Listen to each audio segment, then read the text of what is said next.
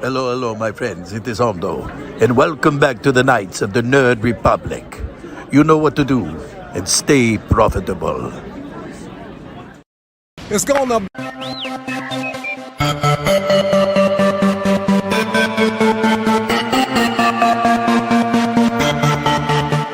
The Nerd Academy podcast is released weekly at 12 p.m. Eastern Standard Time, available on our website at www.thenerdacademypodcast.com and wherever you listen to podcasts. You can find the Nerd Academy podcast on Facebook, Twitter, Instagram, and YouTube. You can also help support the show by going to patreon.com/The Nerd Academy podcast, where every donation allows us to bring you more exciting content every week.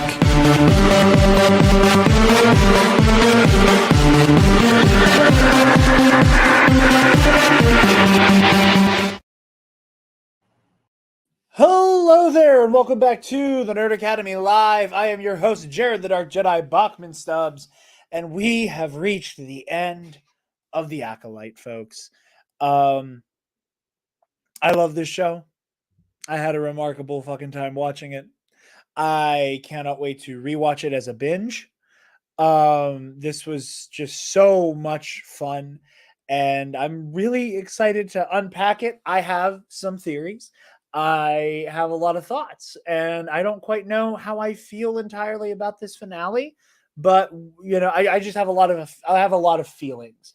It's not so much I don't know if I like it or not dislike it. It's just I don't know what to feel in general, and I'm very excited to unpack all of that. But I am not alone. We already got people joining to call in, so I will introduce first the unofficial co-host of these live streams from Epic Confrontations and Star Wars in a Galaxy. It's Eli. Jarod, I don't want to talk about the Acolyte tonight. I want to talk about the Con Me species. Have you heard this new thing about the Con Me species? No, what's the Con Me species? You haven't heard? I understood. I thought it was my understanding that everybody had heard. I had not heard. What is the Con Me species? Well, have you heard the tragedy of Darth Plagueis the Wise? Darth Plagueis was a Dark Lord of the Sith, so powerful and so wise, and I freaked the fuck out when I saw him in this goddamn show, my god. I freaked the fuck out. I have already decided I'm starting the book over again tomorrow. My god, that's our boy. Our boy is on the big screen. We are going to talk all about that. My favorite Star Wars character in this episode, of all time, is in this episode, and that is a cherry on top for me. Yeah. It is remarkable, and I'm trying not to get bogged down in the Plagueis of it all, because we're going to talk about the episode. I don't want to do the thing that I criticize people for all the time and just go buck wild over dessert and not talk about the entree. No, absolutely. And I just wanted to do the funny bit with Plagueis. I genuinely will say this was my favorite episode of the season. This wrapped this up in such a satisfying way. God damn it. I said it on Twitter. I want 10 more seasons just like it. And I think that Leslie and the team, Charmaine DeGrade is her name, Jason McAuliffe,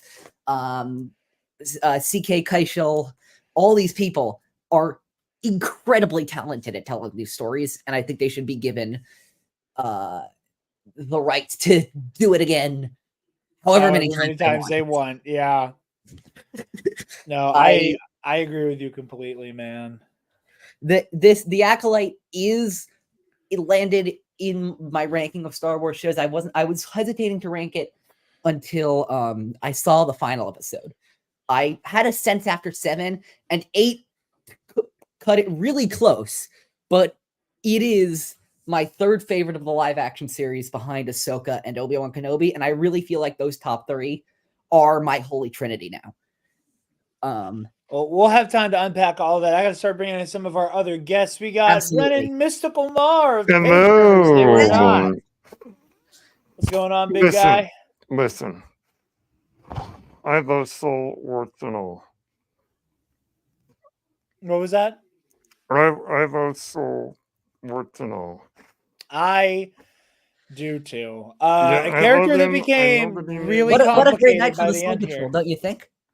Yeah, we're doing great, buddy. We're doing great. We're having a great time. Yeah, I mean, you know, he made a lot of mistakes, but I still love him. Yeah, no, he's a fascinating character, and the way they wrapped his story up in this episode was both beautiful and heartbreaking. Mm-hmm. Absolutely. Well, we got And we got. biggest. Mm-hmm. Oh, we're getting there, buddy. We never also heard got Honest to Claude's own Eric Elliott. I know I wasn't here last time. You're probably thinking, where the hell is Eric? Well, I was out of the state, and I was in a room that I was with two of my brothers, and just too much to try to do all that. So I'm here now. I'm still alive, and I'm rocking the Gascano T-shirt. Hell yeah. Mm. It's Hell Gano. yeah. Gazgano. Hell yeah. Ask Alden Love about it. that. Oh, You should tell no, him no. to talk about that. He's the skinny-necked alien that came in second place in the pod race. No, I know who he is. Oh, okay. He was saying ask Alden about it because Alden has a Gascano opinions. No, Yeah, no, that's Alden kind of Gunner. the one that looks like if you made like an Armand clay figure out of A$AP Rocky. That's what that kind of looks like to me. No, Gascano's the GOAT. It should have won that race, honestly. Okay, I'm trying to figure out how I'm gonna because we're actually getting a surprising amount of callers all up front instead of getting staggered this time, and I'm not complaining about that. So since patrons generally get the lead time, Eric, I'm giving you the whole floor to talk your shit right now, and I'm gonna let you take the lead. Okay, first of all, I don't care about Plagueis. Once again, when I saw him, I'm just like, oh, he looks creepy. Whatever. The whole thing about the reveal, like we're going to undo your memory. I didn't like that. I'm sure there's some kind of book where that's the explored idea, but it just felt like it should get out of jail free card for the writers. That's just my opinion. There are still moments I really enjoyed. Manuel Steinberg acting and the guy who plays Soul. Yeah, they have great moments, but some of it feels undercut with like characters like kind of wish-washy with their like motives. Like May like. May like gets under my skin sometimes. It's just like she points at Soul saying, "Oh, you have to go in front of the public and answer for your crimes." I'm like, "What about you? You killed Endara. What are you talking about?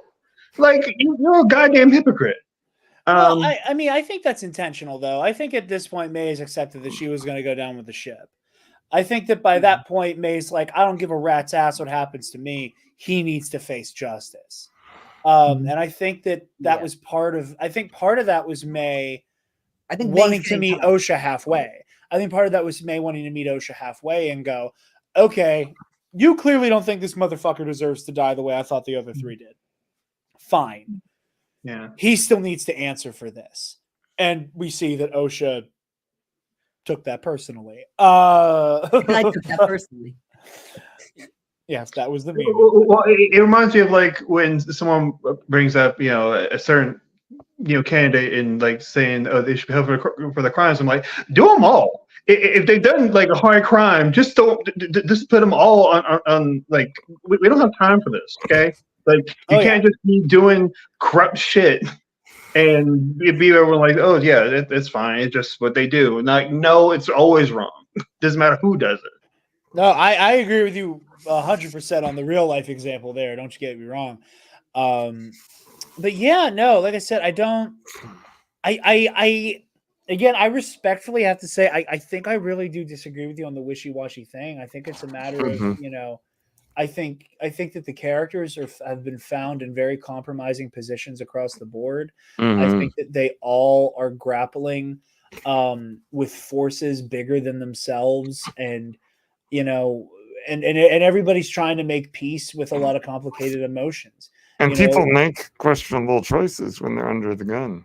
Absolutely, absolutely. And I Soul is holding fast, and I think there's a part of him that's in denial. I think that he is experiencing a very human amount of fear, like human as opposed to like the deified Jedi, right? Is that he is experiencing a very profound denial now that he finally opened himself up to the criticism he's been saying he deserves. Mhm.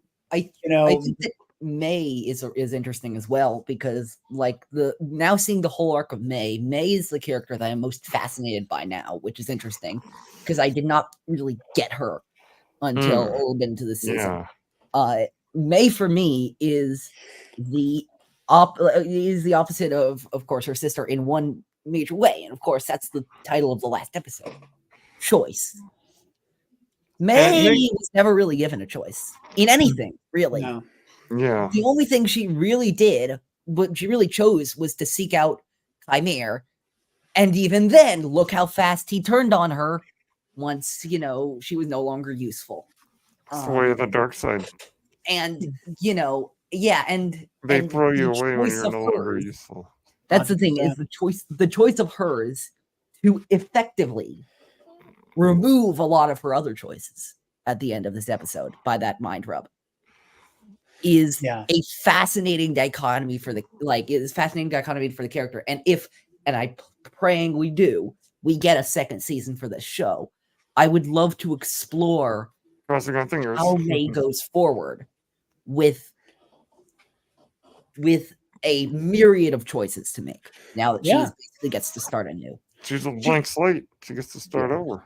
Yeah, and I think with a lot of that, I think that the really beautiful thing about how they do the mind wipe with May is that a lot of people were like, oh, I think they're going to switch sides, which it's very funny to me. I made jokes back when we were still regularly getting Star Wars movies in the theater that there were a handful of rumors that would crop up for every single Star Wars movie, and it continued into a lot of Star Wars projects, which was, breaking scoop confirmed, Anakin Skywalker's Force Ghost will appear in this, or this thing will be there. And I think that and I think that, the good guy and the bad guy are going to switch sides is another fun, really new addition to that.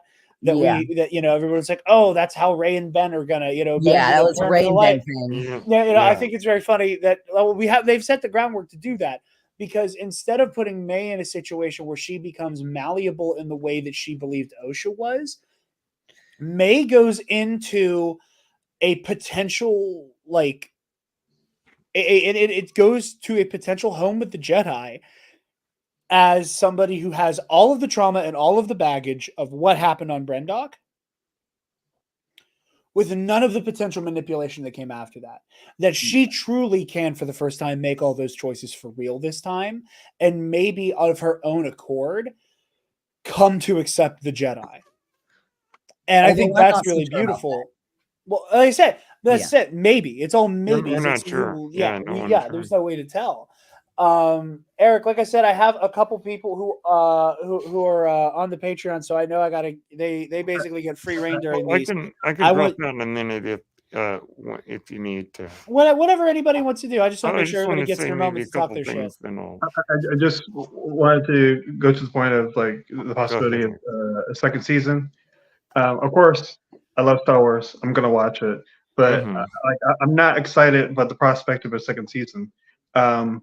You already know me. I don't hate the series, but I just didn't feel it as much. So far, this is out of the live action series. This is my least favorite.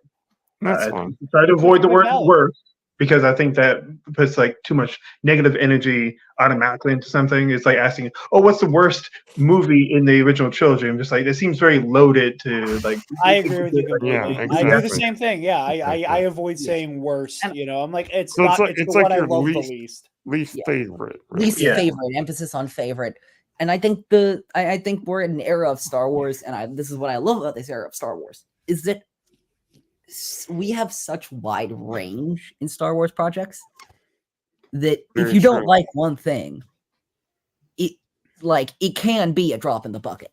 That is how I've felt about things, about the things that I have not liked. And I know, for example, I know a lot of people, just giving an example, who dislike The Rise of Skywalker. In our circle, see it that way. It's oh, I just didn't like this film and whatever. And so, I again, I don't want to speak for you, Eric, or anything, but I'm sure you have your things, and this just wasn't one of them. Yeah, like the reason this show is frustrating to me because there was moments I like really fucking loved, and there was I could see so much. It was just like I could see how it could have been done better. Like it just didn't necessarily for my personal like wish fulfillment. It's more about just execution and making it clear what characters' motivations are and like how it's paced. But those are the kind of things I focus more on rather than does it tick a box checklist for me. That's whatever. Like that's nice to have, but it's not the most important. I think a lot of Star Wars fans get overly attached to what their checklist has to be. Yeah, absolutely. Yeah, no, I agree with that completely. I Thank you for hearing me out. I heard there's more people coming through, so check out Honest Clyde. Thank you for having me. Have a good night. Absolutely, Eric. Thank you for coming by. Everybody, go check out Honest to Claude. I feel bad for rushing people through. Normally, that's not a problem. Jared, I just got a few thoughts and then I'll head out. Please do, please, Brendan. All the time in the world. I know the Yeah. folks waiting are good at waiting in the wings. This might have been the most surprising of all the Star Wars shows. Yes. In terms of being, you never knew what was going to happen, and that's really exciting. And I love that every week it's like all their predictions go out the window because it's like the show doesn't. That's the work thing that is way. that some of them were right. That's the thing That's that true. got me on Some the of buzz them about the are series right. is that some of them were right. Just enough of them were right to keep us on our toes, but just enough of them were wrong to keep us on our toes. But I thoroughly enjoyed it. I'm still a Soul fan. Warts and all, I'm still a fan. I know he made a lot of mistakes, but he's my guy. Lee Jung Jae was fantastic in this God show. love him. So great. Now we get some mysteries involving Vernestra and Chimera. It will be interesting to see where that goes. Yes, Taylor is right. Soul Patrol to life. But Jackie Jam, baby. Gone but not forgotten. Gone but not forgotten. I Die the love hero. how wonderfully colorful this show has been. Oh, for sure. Visually has been. I mean, the landscapes and the costumes. I mean, it's just been absolutely astonishing. And of course, shout out to our boy Basil. Love that Basil. But it really is great, and I hope that we get more. Because, like you guys, I mean, that sure looked like Plagueis to me. Oh, that was our boy Hugo for sure. Interesting to see that was our guy. That was our guy. Leslie kept him immune. I'm so happy. Yes, that was him go Damask right there. Jared, give me a second. I sent you 2 texts when I saw that man. Can you read them off? Yes, I can. I was avoiding looking at my phone because you were further ahead of the episode than I was. Let's hear what Eli's gonna say.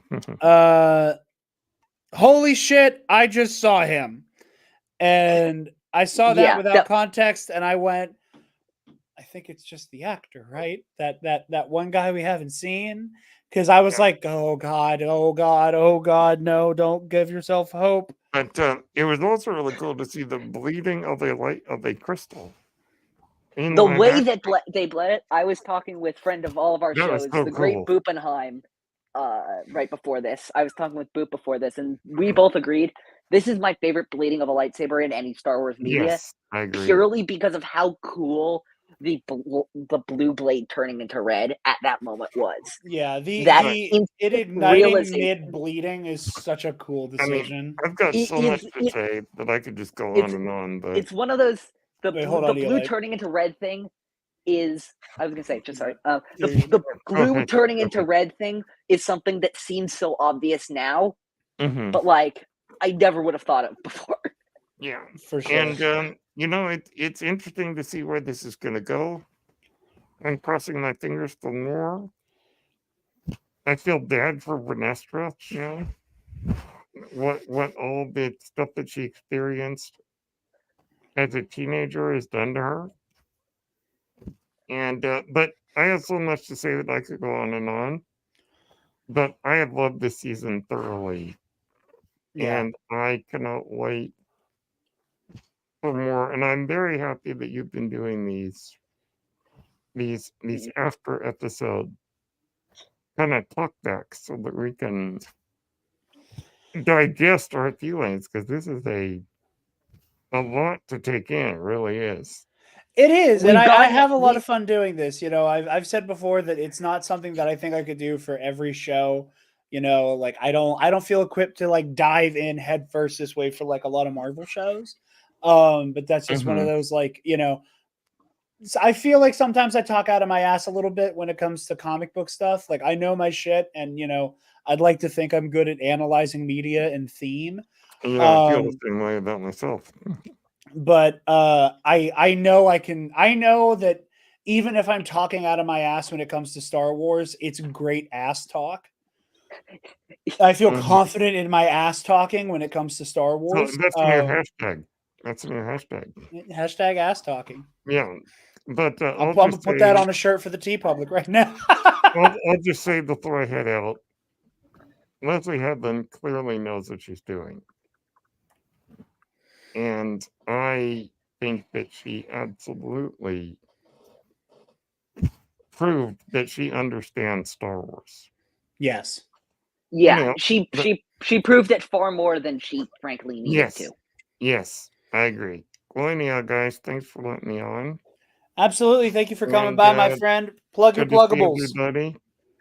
You can all find me on X at Brennan Mystical, Instagram and Threads at Brennan Blue, and Page Turners They Were Not on YouTube, Apple, and Spotify. Hell yeah. Go follow the homie. Brennan, thank you for joining us for these talkbacks. And you have a good rest of your night, big dog. You too. Good night. Later. And joining us next up in our talkback here, we have fellow EC player and Roosevelt's wearer. I got to get it to it's all the Roosevelts on screen for a second here. Hell yeah, baby. Buck O'Brien. I forgot I was muted. I didn't want you guys hearing me. Buck Weiland. Guys, there was like the best moment, right? Seeing me kind of crystal bleed. Oh my so god. Good. That was like there was just like I gotta say, like, well, I will not say this. I was gonna say there was not a single bad moment of this episode or a single moment that I didn't like of this episode. That is not true, actually. There is one element of this show that I'm not thrilled about, but like it's like 17,000 that I am to like the one that I'm not a big fan of. So like, you know, skill's pretty tipped. Skills are tipped. Yes. 99.99% out of 100 is still an A+. Yeah. There like I can name something I don't like about every Star Wars project. And this one was a sort of major thing, kind of a little bit, but like whatever. The lightsaber duel was fast and intense. The cameos emotional. We got both. It was emotional. That's the key for every good emotion lightsaber is it has to have high stakes emotions. Yeah, the cameos we got indicative of the future paths of the story on the light and dark side were both expertly placed, and I love both of them. The themes were intact, and we got some surprising yet just astonishing conclusions for some of these characters. Absolutely. Right. It was. Well, I want to say though, like that's pretty accurate about how this was going to end. So you were. We got to give Buck. I was pretty spot on. His flowers. We got to give Buck his flowers. Yeah. I will say, real quick I had before you do that, Eli. Real quick before you do that, I just want to make sure I get everybody on screen who's waiting. Joining us now, dear friend of mine who I found out only lives 5 minutes away from me after last week's live stream, whom I got to have dinner with at the very table they are sitting at. We have Ange. How's it going, bud? Hey. Hi. This is my emotional support, Grogu, because I know. Everyone needs an emotional support. Make bad choices.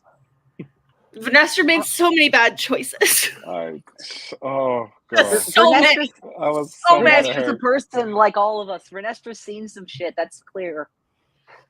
Yeah. It's rough, man. Again, making wrong choices for seemingly right reasons, right? Like I think right now she's maybe. right. Well, I really do feel like she's like playing the political game of what is right, and keeping the image of the Jedi, which I think is a complicated thing because you're like, people are like, oh, but you lied, and I'm like, but like, if you taint the light, then how are people supposed to believe in it? But if you lie about it, how are people supposed to believe in it? So there is no right choice for the Jedi to make because there is no winning. The Jedi, and I think people don't like to think that way, but I'm like, it's true. Like there's no right choice for the Jedi. They're going to lose either way. The Jedi are in the beginning. I hate it, but the senator made some good points. Like he made some good points until he went too far. Yes. Yeah, he really did. He really did. Yes. Like I was legitimately, I was sitting there like, okay, the Jedi need to be controlled. I'm like, okay. And he went delusional cult. I'm like, oh. Yeah, that's controlling things you can't control, your own emotions. And I'm like, okay. Yeah, that was a bit of a self-report on his part. It really was. If we could, I truly was expecting that actor to show up as another Sith Lord. I think it's with we all really of as did. well.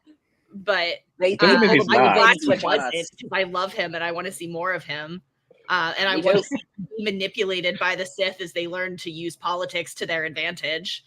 Here's the thing: are we okay, the Jedi Jared? have been put in. No, for sure. I'm just trying to keep up with the chat because there's a couple that I want to address, but keep saying. Okay.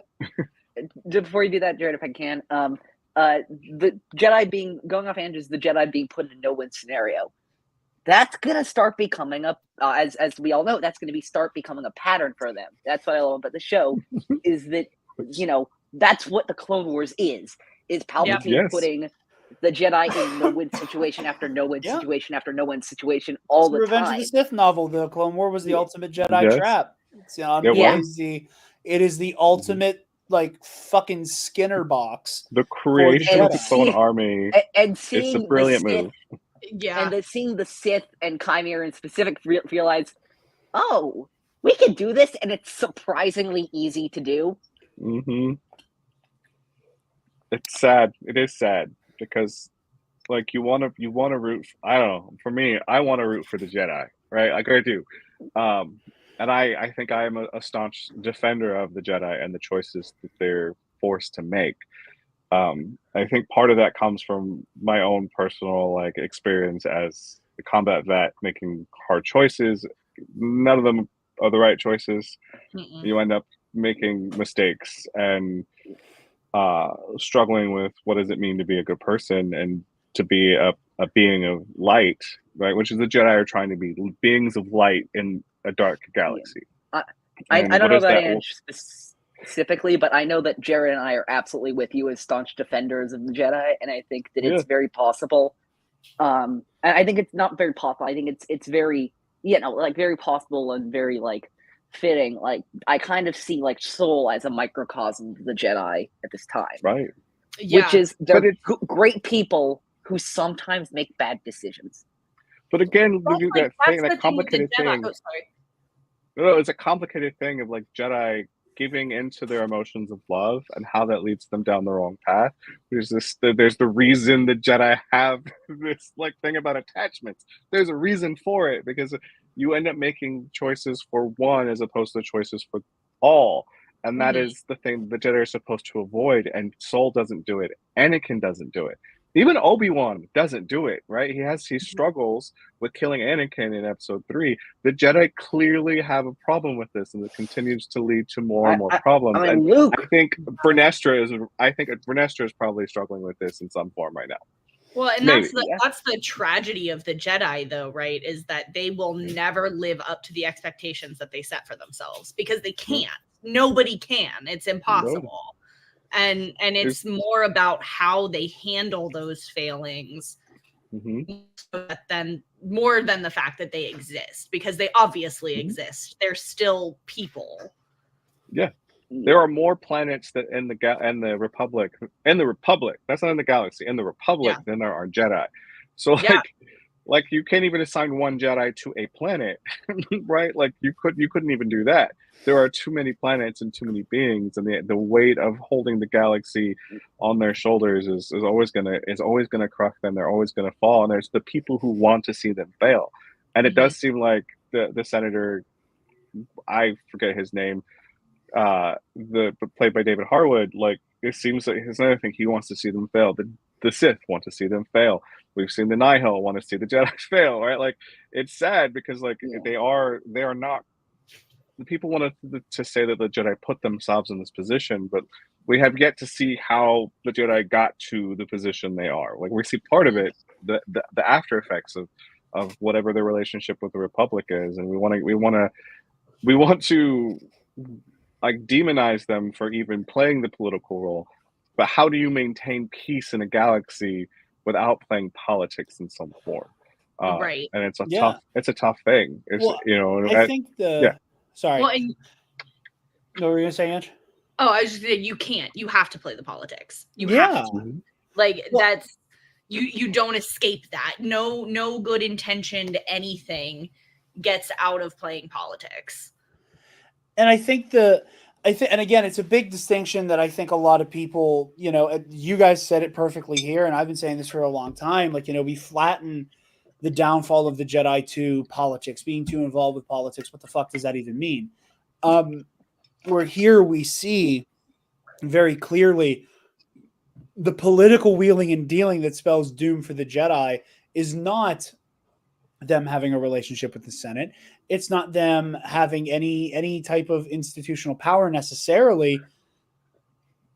It is the moment where optics and presentation are able to put ethics and their actual mission in the back seat. And it is, the very Dark Knight-esque choice that Vernestra has to make, or not has to make, but feels as though she has to make. Wait, what did you just say? The midnight. Oh my God. Jarod, I'm not kidding with you. Sorry. I just checked Twitter. Oh, wait, no. Wait, yeah, no, yeah. Please don't say it. Did you see Alden's thread? No. No, Eli, I don't. I don't have Twitter notifications on for Daddy Diaz like you do. What do you say? Alden told us the Dark Knight in a tweet thread he created literally not 8 minutes ago. You two run on the same wavelength. I heard him say the same thing off dyad air, in the and I was Force. thinking it earlier. Yeah, we are dyad in the Force. We are twin flames, two that are one. Jarod, I will also raise you that the optics and the presentation are inherently part of the politics, because and they're inherently part of how effective the Jedi can be in a political setting.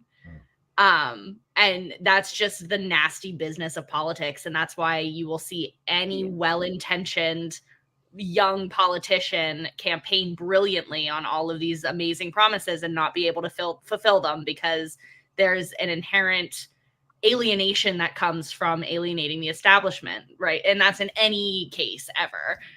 So the game of the politics is to figure out how to present your side in a way that you don't lose your effectiveness, you don't lose your integrity, and you still get what you want. And that's the whole game of the politics. And that's that again, the tragedy of the Jedi Order. Yeah.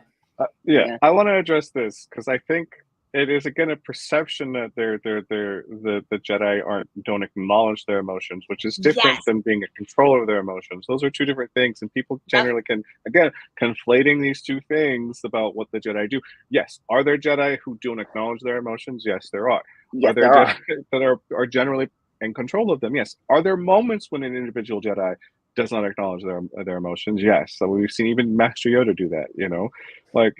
It is an innately, we'll say human thing for someone to do, but I don't think that's what Jedi teach. I think it's the easy way is to just not acknowledge them. We see Elzar Mann and Avar Chris do that with their own emotions about how they feel about each other, the love that they feel. Because again, love is a dangerous emotion, and the Jedi are clearly taught not to feel it. Well, but they clearly do. I will take that and raise you. I think that behavior of not understanding acknowledgement over control, and the difference between them is one of the big issues of the prequel era Jedi. And I think that is what lends itself to that rigidity that helps to, again, it is the getting caught up in the politics of the complacency of we have an image to upkeep, and that is in some ways more important than the mission. And because it's like, well, the Jedi need to be in control all the time, need to feel it, that leads to these more rigid reactions to situations that fall out of the Jedi norm emotionally, and it leads to those hard decisions need to be made. And I do love what Taylor said here, because we see time and time again, like, a very important moment in Clone Wars Season 7 that I'm not going to address by name because Taylor hasn't seen it yet, and I'm trying to keep save her from spoilers. But we all know what it is, and Taylor's going to have a visceral reaction to it because I know characters she likes and doesn't like. But Jarod, can you clue me into this specific thing? It's that one conversation those two people have about that one Jedi and the thing they said to them. Yeah. No, and never how mind. Yeah, that one Jedi is a Jedi Taylor's super fond of. Anyway. No, never mind. I know exactly what you're talking about. But like people in the galaxy tend to end up having these opinions of, God damn it, it's not Sebulba. He's fucking back already. Sebulba. But no, that's the correct spelling according to Taylor. So I know that's the canon spelling now. The story group can kiss her ass. But like I'm sorry, Pablo. Sorry, Pablo. Miss Taylor said so. But we see so often that there are people in the galaxy who get personally burned by the Jedi. Those characters we're not going to talk about. So many people who see the Jedi fuck up one time, who see the Jedi fuck up bad one time, and they're like, this is the epitome of the Jedi. This is everything they are, everything they stand for, and they see the Jedi at their worst, and they aren't able to give them that grace. So I would not be surprised if that senator saw some fuck shit happen, saw a Jedi fuck up on the job, saw a Jedi fail, and he carries that with him. I wonder which Jedi saw a Jedi use the dark side, and somebody got hurt because of it. I'm starting to think I know which Jedi it is. Who? I'm wondering what Senator Rancor knows about a certain chimera. What do you mean? Okay, I see. I can see where you're going with that. Yeah, I can definitely see where you're going with that. I think, because here's the thing: he seems to have a personal vendetta against Vernestra? In particular. Yeah, and he was Leslie. By the way, no one say Leslie's not a huge fan of Star Wars because she used the fucking line verbatim from A New Hope. A pupil of mine before he turned to evil. I called that out the moment it happened. Yep. Direct quote. No one ever talked to me again about Leslie doesn't understand Star Wars. No one talked to me. Invalidated perfectly by that alone. Yeah. And of course the connections back to I did say even before I heard that, like when Vernestra was sensing Chimera on Brendok, I legitimately said to myself, "The Force is with you, Obi-Wan. We meet again at last. When we last met you, I was once the learner, but now I am the master." Well, you passed up the other one. I sense a presence I've not felt since ... Master. But yeah, what did I say? Hold on, let me pull this. It's not letting me click on it. We kill that kid. Okay, let me explain this joke. To the tune of "Can I pet that dog?" So. For those of you who may have seen, who possibly saw my tweet the other night where I said playing Star Wars Disney Villainous with Taylor makes me feel wildly unsafe. So we were playing Villainous at Angie's. That's such a good game. It's so much fun. And Taylor was playing as Sebulba, General Grievous, and to win the game, she had to basically at random draw like a Jedi card, and then had to like battle the Jedi, defeat the Jedi, and had to defeat 8 of them to collect the lightsabers. The first one Taylor got to was Ahsoka, who gives you 2 lightsabers. Makes sense. And Taylor was getting increasingly more bloodthirsty every turn as she built up her ability to take Ahsoka out, when she just got to the point where she was just saying, "Let me kill that kid. Let me kill that kid." And it like literally just turned into, "Let me pet that dog. Let me kill that kid." And again, as I tweeted, this is what too much Chimere does to a motherfucker. Yeah, she said, "I got to be Sebulba 6. I had to kill 6 Jedi." Yes, because Kit and Ahsoka both dropped 2. The Jedi loot drops, as it was. But no, yeah, it's a lot. It's very complicated. On the topic of one Vernestra Rowe, Ray Clausen left this comment a couple times. Who was Vernestra talking to over the comm? I don't know. I don't know. I will say that I don't think it is this person. Absolutely not. But no, I will say, you know who it sounded like a little bit to me? Who? Sounded a little bit like McDermott. I don't think it's him. Yeah, but no, it's impossible. Maybe it was just generic British white guy voice. Yeah, maybe it was just the calm that was masking it. Yeah, it could very much be generic, white guy voice. But like, the moment I heard it, I thought McDermott. But again, my mind was in the fever of watching it for the first time, so I'd love to go back and listen to it again and see if I can get anything out of it. Yeah, see, I can't wait to watch I low-key think it was just like a receptionist for whoever she was trying to get a hold of. Like, I must say, I gotta give Leslie Headland props here that she could have ended this show on major cliffhangers, but instead she left us with enough to like speculate wildly about if it never got a season 2, and left room for like ancillary material to tell, while also going, Coral, if you give us a season 2, I know what I'm doing. That I am very interesting. Also, we have Woodsy saying Grievous's true identity is Dudbolt. It's going to be all 12 of them by the time we get there. So, I think that it is interesting. Do we feel that Osha's journey to the dark side is warranted? Does it make sense? I think it makes sense I think it makes sense in a very complicated way. I think that part of it is the snap decision of, well, the Jedi lied to me this whole time, and she had her, she had her moment where she gets jumped into the gang. It's like, okay, prove you're about this life, kill this fucking Jedi. Yeah. So she did it. She took that step. I think part of it is the kind of jumping from one institution to the next. Because I think Osha finds her identity in the collective. I think, again, part of it is the immediate blowback from finding out everything she ever knew was a lie. And, it speaks to the tragedy of everything that happened, because Soul waited so long to tell the truth. Tell her. He could not tell her the whole truth. Mm-hmm. He could not explain his position.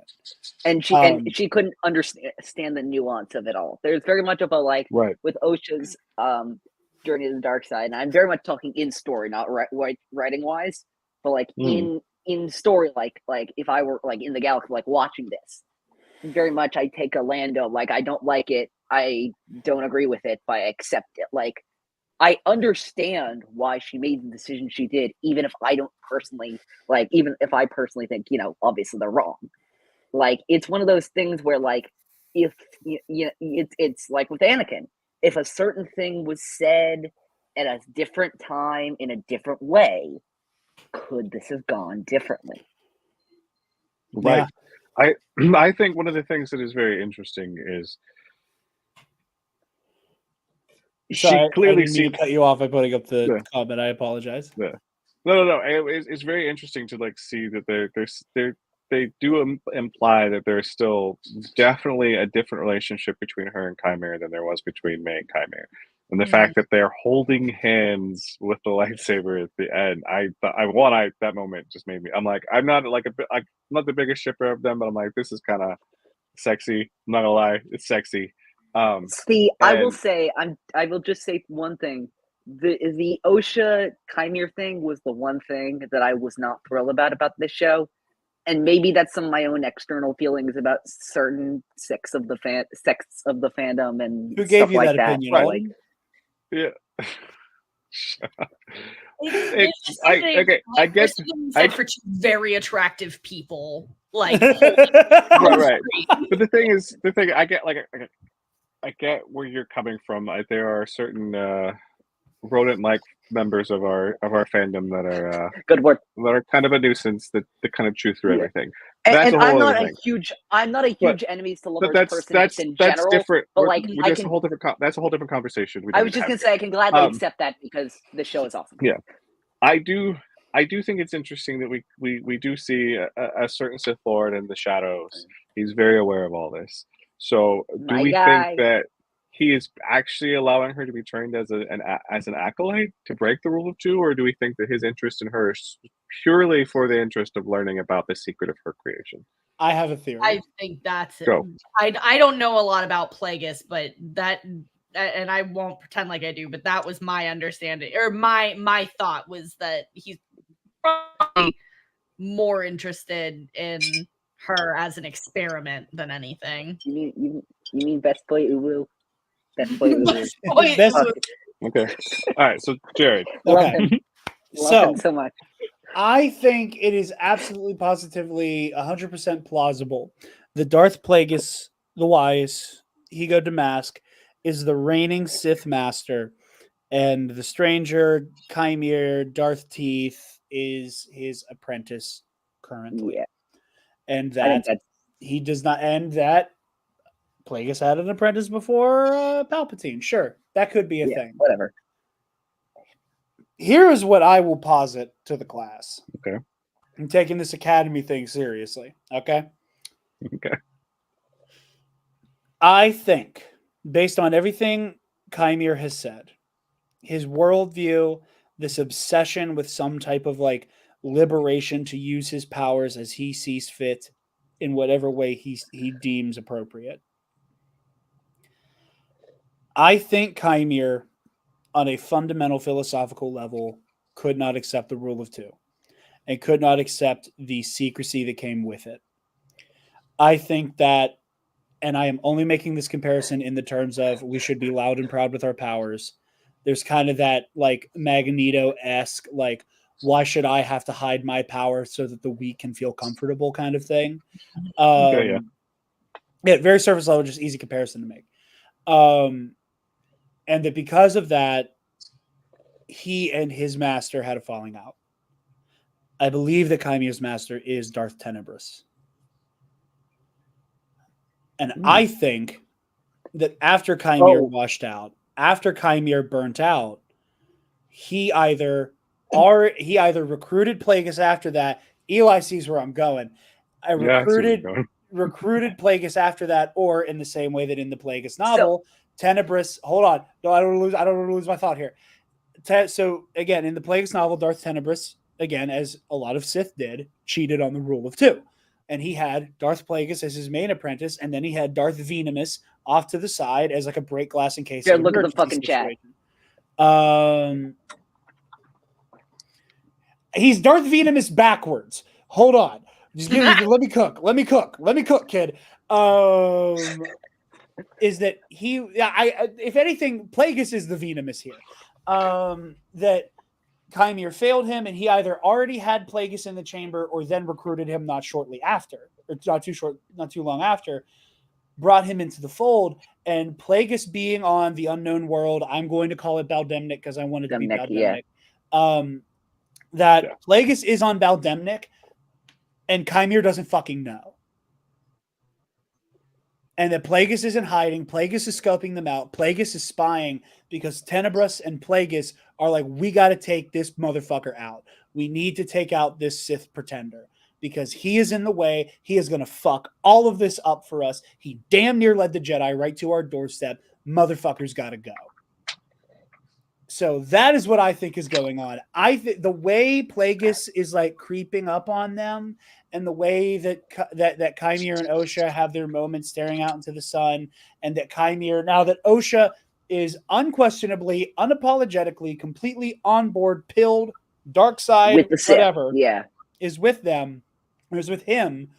I feel like now would have been the time that Chimera would have been, and it's time for you to meet my master. Now, again, could they absolutely be doing a Plagueis is in charge, Chimera is the apprentice, and Chimera is doing what Dooku did with Ventress, what Sidious did with Maul, where it's like, hey, we're going to bring in this third party who will do our dirty work, but like, don't sweat it. I promise they're not actually my apprentice, and they're going to help me whack wink. You. I promise. Wink. I heard you don't drink. Like, you know, like that's the situation there. That could be completely plausible and on the table. My gut is telling me that Plagueis and Chimera are ops, and Chimera has the distinct disadvantage of not knowing who fucking ops is. Yeah, but that is my I will theory. say I love your theory for one reason and one reason only. Please, Lord, give me live action Darth Tenebris. I mean, that's going to be the most like it's going to be the most funky thing to see, that Biff head and that armor. I want to see a Biff Sith. God damn it! Give it to me, Biff Sith. And you know that when they did that, they were like, the rhyme there is too funny not to pass up on. Like I disagree, not because I don't think that this, like your hypothesis of where this could be going, not because I think it's a bad hypothesis. I actually think it's very fun and very delicious.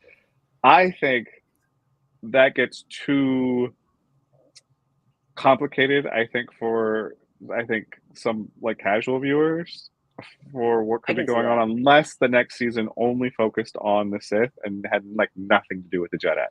But because they're dangling this thing of Master Yoda and Vernestra in that final scene, I don't think we're going to spend as much time with the Sith as I think we would love, because I just think that's an interesting thing to explore. So sadly, I don't think they're going to spend a lot of time with that in the next season. Because obviously we're getting the next season. If we get a season 2, it wouldn't be completely out of the question that they could do a like Tales of the Sith, something like that, to like kind of give, so that there is a screen project to fill that knowledge gap a little bit. I will say, I think there's also I also think they have a lot of potential to cover the Sith only for this reason. Because again, the show is not inherently about the Jedi or the Sith. It's about May and Osha. Mm-hmm. Yeah. And where are they conveniently placed at the end of the season? Yeah. Right next to the Jedi and the Sith. Right. Yeah, just opposite sides now. So, you know. I will also say, and again, love that. Oh, and the costuming switch, like, oh yeah, yeah. We got Osha in like straight up like Dark Ray fan art, and I love it. That outfit is hot. That was a really good outfit. Now I understand why Molly Damon loved this episode. And I love the double-breasted clasp. It was just one of those little design choices that I was like. But I'm gonna say, I forgive me. I gotta say, those pants fit her nicely. Hey, by the way, Jarod, Philip Woodsley's comment. I will give 100 points to anybody who can tell me what a gibbon looks like. I knew this and I forgot it. They look like a fucking skeleton. They do. Oh, that's right, because I looked it up when I was reading. I remember whenever I was reading one of the learn more about the Sith, it is so ridiculous that I have such a hard time taking it seriously. Yeah. But I also love that. Yeah. A given Sith would also, be Woodsy, I 100% naturally scary. I 100% agree. By the way, Woodsy, I would love to see a given Sith. That'd be great. I'd love to see like a given in a major role in Star Wars because I don't think we have seen them in a major role. No, outside of the cantina, no. No one uses the given. Never. Yeah, I mean the picture of a given on Wikipedia is it with a background of freaking lightning. I mean, come on, Sith Lord just lends itself. It really does. Well, here's my thing with here's how I think they could work it in, though, is that I don't like two things. One, I don't think it'll be super hard to explain. I think that all it will take is a couple scenes of Tenebris and Plagueis, just Plagueis goes into like another little cave, hologram comes up, and he's like, Tenebris is like, what have you learned of the false Sith and and the Sith pretender, and master, blah, blah, blah, blah, he's taking an acolyte, but also, if I were to explain this show to you beginning to end, everything this is about, and told you it was 8 episodes long, having not seen the show, I think you'd tell me I'm fucking crazy for thinking they could fit all this in there. Yeah. Especially with like decently lengthy lightsaber battles. Yeah, like we got crazy and on average, I will say another fault I have with the show, which is me like criticizing this show while really praising it, and with not that long episodes that often. Was this the longest I one? would have loved longer episodes just because I love this show so damn much. Yeah. This comment makes me laugh because before I got on, I was explaining to Taylor like the fucking like Cliff Notes version of like the Bainite Rule of 2 Sith, and she was like, "The Rule of 2 is fucking stupid. Nobody follows it. Why have it?" And as I try to explain it, she's like, "That's fucking stupid. None of them follow the rule." I'm like, I know. It's because the Sith are ideologically inconsistent. They're all fascists. None of this makes sense. But also, it is still Darth Bane was simultaneously an idiot and a genius at the same time. They're still following the point of the Rule of 2. The Rule of 2 isn't to have 2 Sith; it's to keep the numbers of Sith lower, so they're not always infighting and hide in the shadows, build up power politically. So it's the whole point. Which they do a fucking great job with following it, even if they're not following just 2, because there is always one for the power and the other to crave it and all that, right? Like they're still doing that. They also have to have an apprentice in the wings for when they want to take their master out, which is the Acolyte. Isn't this great that it's the highest grossing film of 2023? I just want to say. Like, God, I love that. By the way, along with Ange, by the way, I have my emotional support now as well. Actually, I have somebody who could instantaneously defeat every single character in this show in maybe 5 seconds. I pulled up the wrong one. My guy. I agree. Where did you get your emotional support nubs? I need one. Of course, emotional support nubs. My king. I do also have a second one because Sam went up and me hers. All I have is Cookie Cup, and the whole time he was in there telling me that I should have gone back to Butler. Never mind. I've got 3. I got 3 Grogu's and a giant BB-8 sitting next to my. It was like I was like Buck. Me most times I see a Buck tweet. I will just say I just had the greatest thought in my mind. I'm like, I could see I'm seeing a scene in my mind in season 2 where Vernestra's talking to Yoda and Vernestra's like, look, this is a more serious case than I've admitted to the Senate. We need a hard-boiled Jedi investigator on this. And then we hear a clumping on the ground. And then we hear a bunch of yapping, and it's Giga Nubs like in that one fan art. My God, by Darth Venus. By Darth Venemus. That's the artist was, right? He's Venemus. Yes, Darth Venemus. Yeah. Eli Hayden, I believe is his name. But yeah. It is. It is. Holy shit. Okay, it's Giga Nubs. Giga Nubs. Who's a hard-boiled Jedi detective with his Padawan who would follow in his steps, Terra Sinube. Hell yeah, let's go. Actually, I think Terra Sinube was around in the High Republic. No, I don't give a fuck. I don't fucking care. He was. Go write a question about it. Taylor, I think that we should start, like, you and I should partner up to, like, sell Chimera body pillows. The emotional support chimeras. Chimera body pillows. They're actually called emotional manipulation chimeras. I couldn't hear I couldn't understand what she said, but she definitely yelled when I said that. But no, this was incredible, and you know, it's a wonder that I'm on screen and it's taken us an hour to talk about this. Chimera versus Soul round 2. It's so good. That was incredible. How great was that? You're gonna have. I know you were planning on doing doing Chimera versus Series 4. You have so much footage to run with. Aren't you so glad? I'm so glad. Here's what's really funny though. And I had a moment where I realized I may have just thrown a wrench into my own plans. So, little peek behind the curtain for Versus Series Season 5. The August matchup was supposed to be The Stranger versus Darth Plagueis.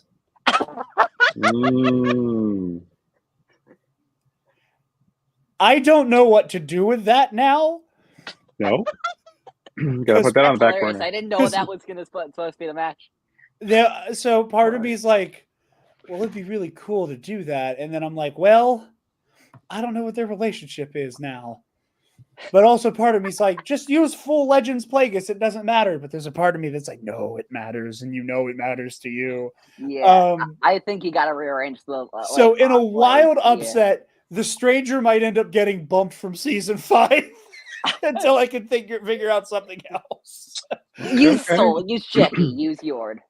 Horde. Well, especially because I didn't think I wasn't entirely sure that a Chimera was going to make it out of this season. Oh, I didn't think I had my Eddie Brock tweet. I had my Eddie Brock tweet. God didn't listen to me. I also wasn't sure that May was going to make it out, and I thought she was going to die. There is a form of death, though, right? There is a form of death. They took her memories, so I was almost there. Like I was close because I was like, "There's no way you can leave May alive." I forgetting that Jedi that Sith could memory wipe people. I forgot about that. Yeah.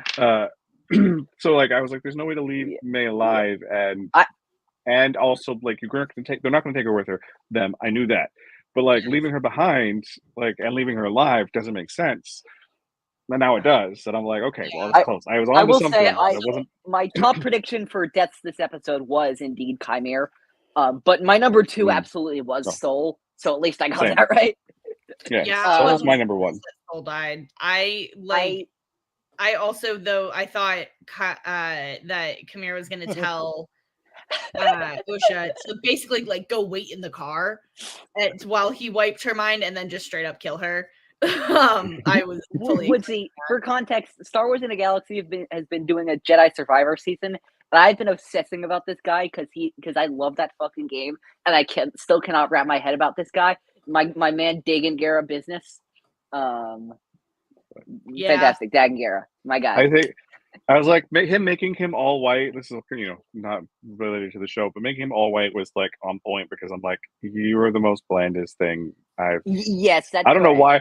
Like, he's not sexy. He has like no depth as a character. I was just like, the story only works for you if you headcanon that he and Dagan and Centauri were in love. In my opinion, like that's the only way that story like kind of. Isn't that kind of what they were? Isn't that what they were doing though? Yeah, that's what I kind of took. Anyway, I thought that was not. I don't think it was headcanon. I thought it was a bit too much up to interpretation.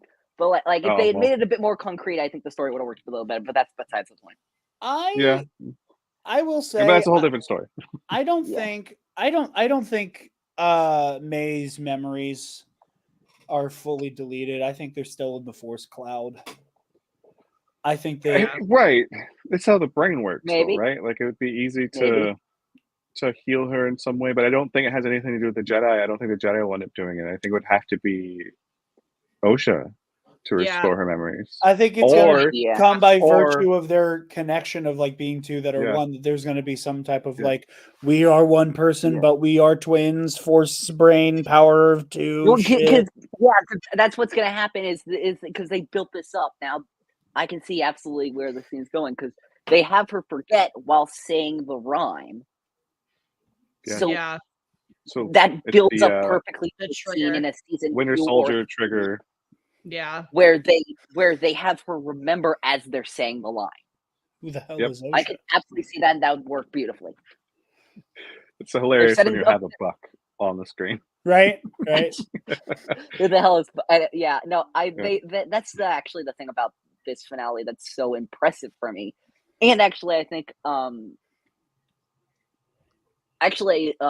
will say, so this story, this show almost surpassed my number 2 favorite Star Wars show for me, which is Ahsoka. And I actually think these two shows have a lot in common.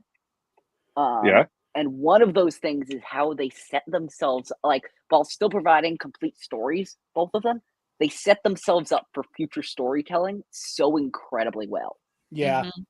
Yeah. 100%. 100%. I really do think that it's going to be a travesty if this show does not get picked up for a second season.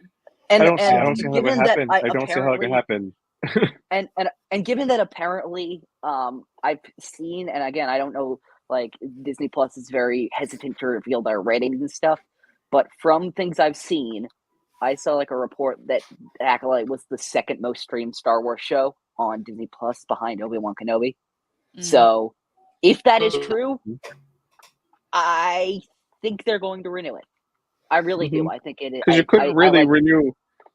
You couldn't really renew Obi-Wan, right? Like, I mean, you could. You could. They just don't want to right now. But but like also the story wasn't there. The timing wasn't right. Like, I think I think one of the things you want is to have Ewan grow a little older before you jump into another Obi-Wan story. Yeah. No, the other thing is like Obi-Wan Kenobi the story wasn't there. No, Jarod, not with Asher at head, but I think they will make it eventually. Tune into the Nerd Academy podcast, hopefully before the end of the year, where I have a very, very, very detailed pitch for how the story Obi-Wan Kenobi season 2. I would love to see like something branching from the Obi-Wan Kenobi show into something about the path. And especially, I think that's the most obvious place to take it. Because you don't like Obi-Wan doesn't really need to be there for a lot of that. I would love to see what Quinlan Vos is up to, if anything. With all of that, Saj Ventress. Yeah, if you want to see my version of how I would do Boba Fett season 2, go to the Star Wars in a Galaxy YouTube channel where I listed out my pitch for a second season of the Book of Boba Fett that involves, among other things, decolonization, Ochi of Bestoon, the Bad Batch, other stuff. Very cool stuff. Yeah, in that pitch, Eli Loki predicted the end of Bad Batch, kind of. Nice. No, I actually did a way darker prediction of Bad Batch. Actually, you did, but you were close. I was decently close. The part that I was wrong about is so great. I love that I was wrong about that specific part. I predicted only Hunter and Omega would make it out, and I'm so glad I was wrong about that one. But yeah, so man. do we think that they will wait on announcing a season 2? Because there's no way that they haven't already had the conversation, that they aren't already planning. Do we think we're going to wait until Celebration to announce a season 2, or do we think? I think with San Diego Comic-Con coming up, like coming up. I don't think they'll announce it at SBCC. I think there's a decent chance that, like, I could see what they did for without the Mando Grogu announcement. I could see actually in another comparison to Ahsoka, I could see them like in a few months saying like, due to the series' success, the Acolyte has been renewed for a second season or something like that. I could see that in like a few months, maybe. Okay. That'd just be my guess, but like that's based off of nothing. Maybe. As I said, I really hope they do. I think there's a lot of fertile ground here. This show really does. They weren't bullshitting when they said that this show would mark the end of the High Republic. And, I did get that kind of like feeling in the pit of your stomach where you almost there's that like you found out Santa's not real kind of moment. That was truly like I did cry watching this episode, and that was that ending part with Vernestra saying to, as soon as she said like, I'm sorry, old friend, and she started talking to that panel, I just started crying. And like as she was talking, I realized I was not necessarily crying over Soul. I was crying because of the fall, that like entering into that era of the fall of the Jedi and the ideals that like the ideals that Stellan stood for, man. Watching Vernestra do that, like I that truly is what set me over the edge. It was.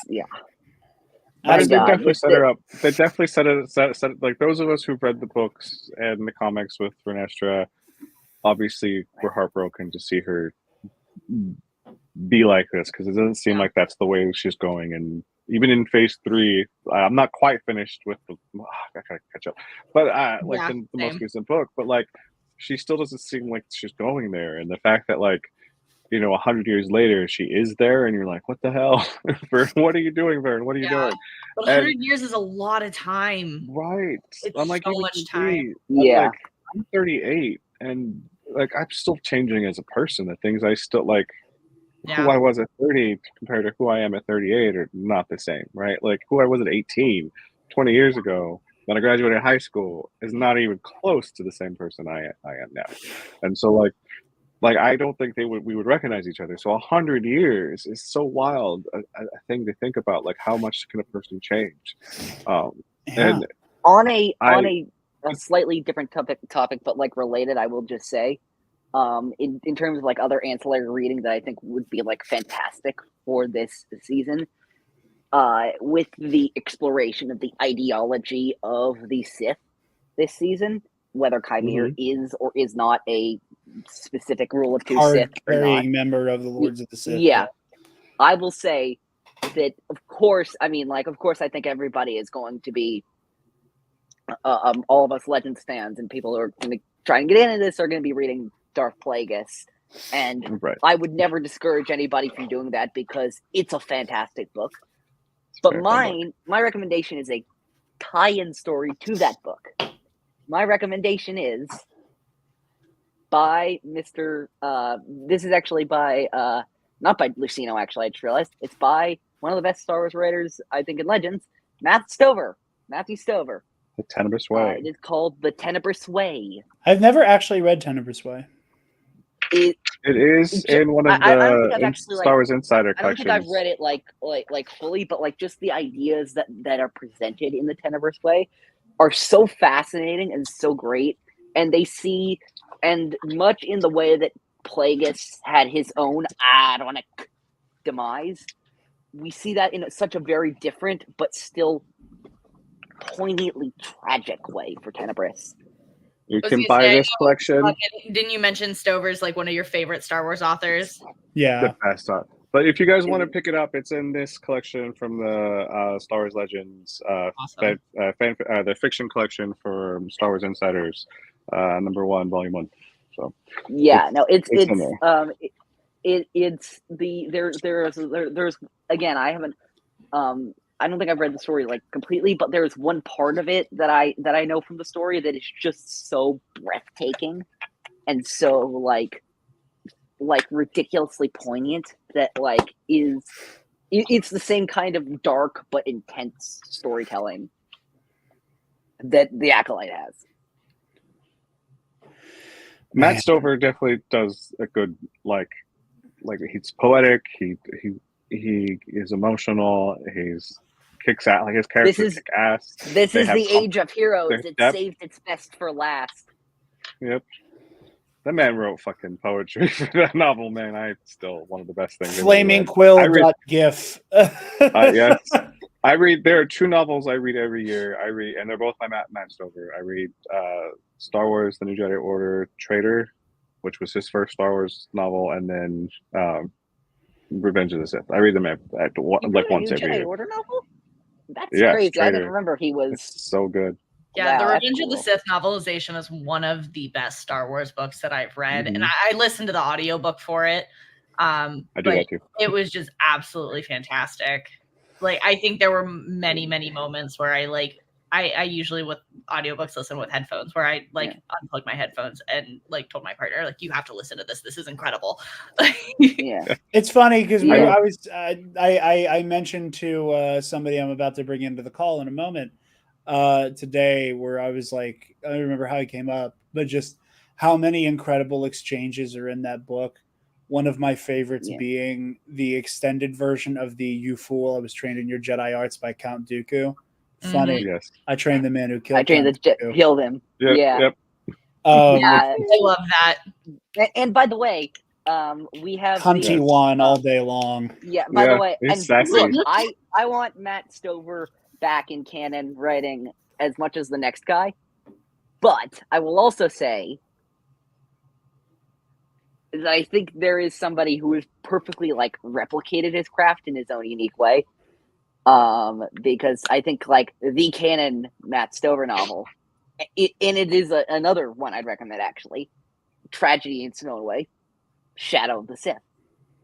Adam Christopher. So I was going to say, I was Christopher going to bring it up. I don't, and it's so funny because I don't like some of the elements of that story because they're from The Rise of Skywalker. I'm not a big fan of most of the elements of that, and I'm in the middle of rereading that right now because I was like, I need a break from life and I wanted to read it, and so it's crazy that he takes all these elements I don't like about The Rise of Skywalker and he makes me love them, and I love that book, but he does bring elements of. And the you Revenge know of the me, Sith novel, as does Mike Chen in Star Wars Brotherhood. Yeah, I forgot he puts he uses the motif an of the Sun epigraph. Dragon. Yeah, he also brings the at motif of yeah. but he also uses the motif of the Sun Dragon that is throughout the Revenge of the Sith novelization. So that is brought back for the Brotherhood novel, and I have an idea for a tattoo I want to get based on that. I will Adam say, Christopher, to bring us into the tail end of this conversation, 1 second, Eli. To bring us into the tail end of this conversation, speaking of both General Grievous and not loving The Rise of Skywalker, hi, Miss Taylor. It's me. Hi. I hate that movie. I hate it. I will just say, Sorry. I was just going to say, Adam Christopher, great writer, but also I got the opportunity to meet him at Celebration. Super nice guy as well.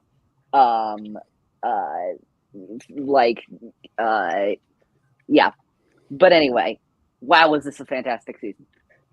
Yeah. Taylor, how you I love feeling, it. honey? Not that I don't already know the answer to that question, but for the sake of the broadcast. I lost my only favorite Jedi today. R.I.P. Soul Patrol. How's it feel, honey, having your favorite Jedi appear in exactly one live action on screen story? Feels pretty good because I feel like I know everything bad he's done. Yeah, I think we have seen everything bad he's done, but it's it killed almost 60 people. So no biggie. It is what it is sometimes. It happens. Okay? However, on the other hand, yes, it's just, girl. I can't even. What's there even to say? I mean, incredible fan. Thank you. My husband gave me it. I think it's really funny that when Taylor uses StreamYard on her iPad, it does that crazy thing that StreamYard Mobile does, where it will randomly do very cinematic zooms out of nowhere. And it gave you so many incredible money shots of Stabby McLose a fight. correct. I think he actually killed pretty much everybody in that fight. Yeah, and then Soul ran a fade on his punk ass. Yeah. I don't think Kymer's power is not in his lightsaber. Kymer killed a not yet prodigal, prodigal Padawan and an okay knight. Cool. And yay. 8 other people. Yeah, I mean, hey, I'm not. Yeah, You know me. I'm not going to take his flowers away. A feat is a feat. A kill is a kill. A But win Darth is a Maul win. lost to kind of an okay Padawan, Yeah, right? Like, he no, Darth very Maul won poor that fight, Padawan. and then he squandered the win. Buck, yeah, if you want to I'm make kidding. a case for me I'm about kidding. loving somebody, you don't use Darth Maul. Nah. I can tell you that.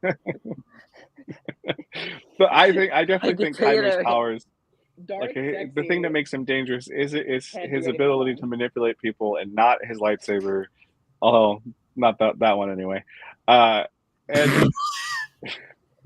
I think he's got other powers. Like, he just disappeared at the drop of a hat. Maybe I'll walk out of here tomorrow and you never see me again. That's really what I want to do. Jared's doing that, and so I have to throw out also because for a last time in a while, at least, I really hope, because God give us a C2. Bortles. Portals. No, Oh, let me man. just say, yeah, this was devastating for me, as I think Jarod pointed out that I actually have never really liked any of the Jedi characters. I mean, like, Obi-Wan's great. He's a great character. Love him. But, like, I don't really give two flying fucks that he's a Jedi. That's not why I love him. But I love Soul. And Soul is, like, the first time I was ever like, that is a Jedi character that I unequivocally love.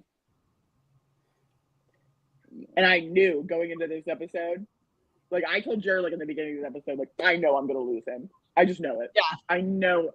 There was no way he was making it out of this season. I mean, they set us up, though. They prime us for the idea that, like, the Acolyte is someone who's going to be able to control Jedi without a weapon. But there were the emotional turmoil, right? The emotional turmoil that Osha has to go through to get to the moment where she could kill a Jedi without a weapon.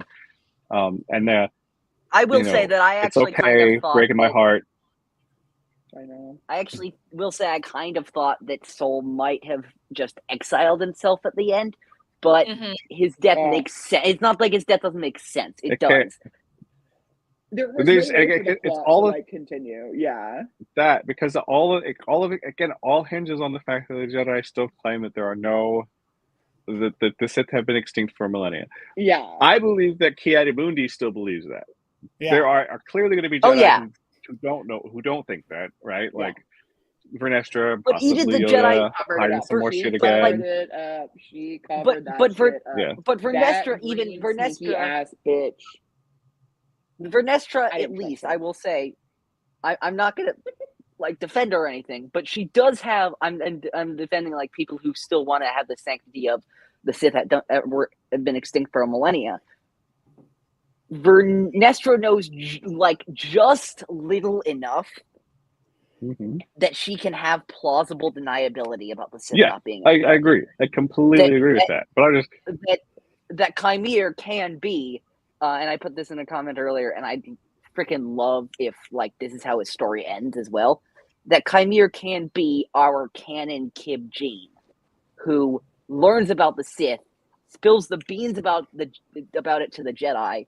The Jedi don't believe him until Yoda remembers what he said a century later and goes, "Hey, maybe that guy was right." Right, but the point being that the fact that there had to be a scapegoat at the end. My prediction was that it was going to be May. Right, I thought it was definitely going to be May. There was always a possibility that it'd be Soul. I always knew Soul was not making it out. But like, there had to be a scapegoat in order for the Sith to stay hidden. There has to be a scapegoat, and that being Soul is tragic as hell. It breaks your heart because we do love him so much, right? How many people thought, I want him to be my master. I want him to be my father. The way he looks at his Padawan, right? The way he looks at his Padawans is endearing and moving, and the way he his eyes just well up, and he's just so proud of them all the time. And of course, but there was those deep, sad eyes that were hiding, all these lies that he had been keeping for so long. But also, he has a bit of that craziness that Psycho Diaz has, because he's bent on discovering and proving to the Jedi that there's his virgins. And Psycho Diaz goes on the same sort of crazy thing, trying to prove his visions are true and that the Jedi need to Dagan Gera protect themselves. I mean, that's what the story they were trying to tell. Yeah. And so, it's sad. It's sad. It's really sad to see that Soul's fate is heartbreaking.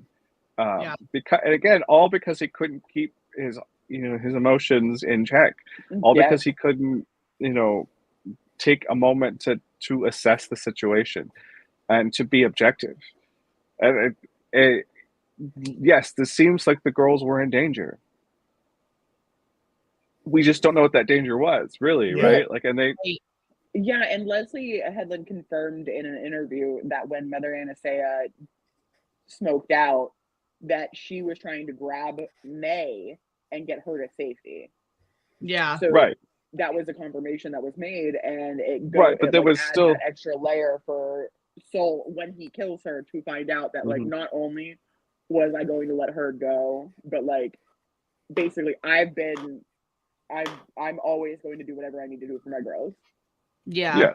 And then he automatically, I think, assumes that responsibility the moment that he realized, like, I fucked up to a point where there is no return from me fucking this up. I killed this woman. I killed her. Like, I didn't, this wasn't anything else. I killed her when she was trying to protect her kid from a situation she thought was also dangerous. And now I am responsible for both of these girls.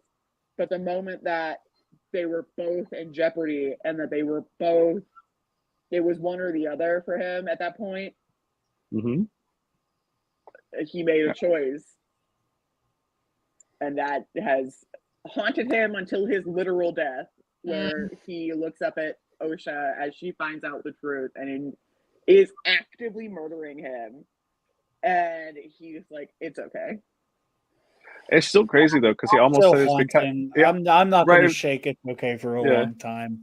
Yeah, and the idea that like he was going to tell her right as she starts to choke him, he's like, I was doing this because I love you. It seemed to be what he was going to say, and the fact that like again, that man could not keep his emotions in check, and his attachment, and everyone saw it. Like these attachments are going to get you into trouble. This like if you want to have an attachment, walk away from the Jedi. If you want to have attachments, walk away from the Jedi. That's all you need to do. But I don't think any of them took that step to where there was honestly enough humility to be able to admit that you as a Jedi Master do have these attachments and you need to take this into consideration and you need to work on it. They were just like, hey, it seems like you like Indara was like, I don't think that this is the way that like this you should not like we shouldn't do this. We shouldn't do any of this. Leave the kids with their parents, their moms. And don't interfere with their destiny because they're forming an attachment. Yes. And Indara was the only one to kind of like confront that head on. Yeah. And essentially look where it got her. She came up with the lie. She was like, this is what we're gonna tell everybody because y'all fucked up. Every one of y'all fucked up. Each one of you. So mostly. Turbo, second mostly. Kelnaka, you obviously were having some feelings. Kelnaka did nothing wrong. My favorite thing about the Jedi on Brendok, he did a lot wrong. He went along with it. And it seems that the witches can only hijack people who have a predisposition. Like it's like hypnosis, because that's how it worked with Turbo. I refuse to accept that. I'm adding Kelnaka with Darth Plagueis to the best boy Uwu didn't do anything wrong. I've decided.